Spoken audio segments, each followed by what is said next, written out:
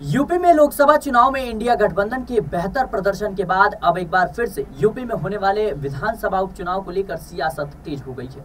एक तरफ जहां सपा के 7 विधायकों के खिलाफ अखिलेश यादव ने कड़ा रुख अपनाया है, तो वहीं अब दूसरी ओर यूपी में विधानसभा की 10 खाली सीटों के लिए सपा ने रणनीति तैयारी करनी शुरू कर दी है।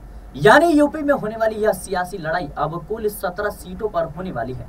हालांकि यूपी में विधानसभा उपचुनाव में कांग्रेस सपा का गठबंधन महाराष्ट्र और हरियाणा चुनाव पर निर्भर करेगा। अगर कांग्रेस जो है इन दोनों राज्यों में सपा को सीट देती है तो ही उत्तर प्रदेश में समाजवादी पार्टी कांग्रेस के किसी भी दाव पर विचार करेगी। लेकिन इससे पहले जो विधायक या जो चेहरे जो विधायक जो नेता लोकसभा चुनाव के दौरान अखिलेश यादव को आंख दिखाते हुए नजर आए थे, उनके खिलाफ अखिलेश यादव ने कड़ा फैसला लिया है। जिन 7 विधायकों को लेकर बवाल मचा हुआ है, उन्होंने फरवरी में हुए राज्यसभा चुनाव में क्रॉस वोटिंग करते हुए बीजेपी कैंडिडेट के समर्थन में वोट किया था।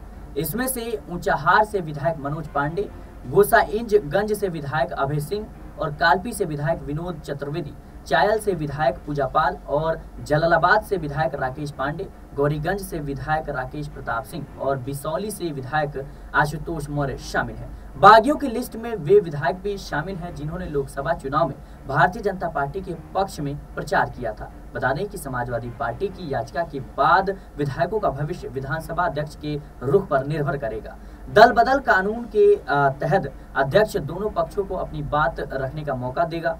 उसके बाद जो है उस पर निर्णय लिया जाएगा। वहीं सदस्यता खत्म कराने के लिए पार्टी को अध्यक्ष के सामने दिए गए आवेदन के साथ ही इसके लिए पर्याप्त आधार भी देनी होती है। यदि पर्याप्त आधार मिलते हैं तो इन विधायकों की सदस्यता समाप्त हो जा सकती है।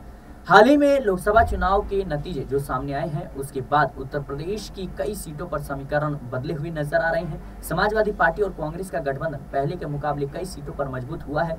वहीं साल 2022 से कई सीटों पर बीजेपी कमजोर होती हुई नजर आ रही है। यूपी की जिन सीटों पर उपचुनाव होना है वो सीटें हैं फूलपुर, मझवा, मीरापुर, मिल्कीपुर, करहल, कुंदरकी, गाजियाबाद, कटेहरी और खैर विधानसभा सीट। इसके अलावा रायबरेली की ऊंचाहार सीट भी सुर्खियों में है, क्योंकि इस सीट से विधायक मनोज पांडे अब बीजेपी में शामिल हो चुके हैं, लेकिन इस सीट को अभी तक खाली घोषित नहीं किया गया है। वहीं इन सीट पर बीजेपी की हार के बाद बीजेपी इन सीटों पर काफी कमजोर होती हुई नजर आ रही है, जिसकी वजह से होने वाले उपचुनाव में भी बीजेपी को कुछ मुश्किलों का सामना करना पड़ सकता है। फिलहाल के लिए इस रिपोर्ट में इतना ही।